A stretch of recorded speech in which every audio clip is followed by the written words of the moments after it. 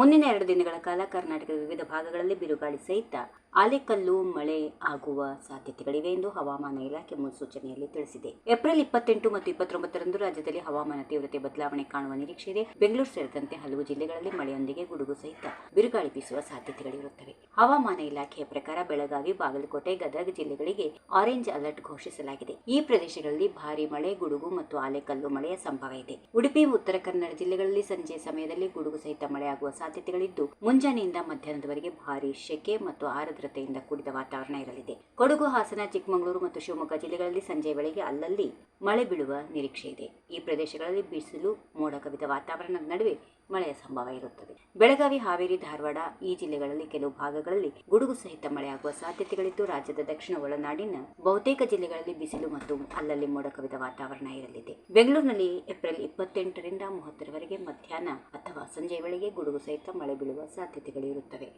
ಈ ವಿಡಿಯೋ ನಿಮಗೆ ಇಷ್ಟವಾದಲ್ಲಿ ಲೈಕ್ ಮಾಡಿ, ಶೇರ್ ಮಾಡಿ, ಸಬ್ಸ್ಕ್ರೈಬ್ ಮಾಡಿ.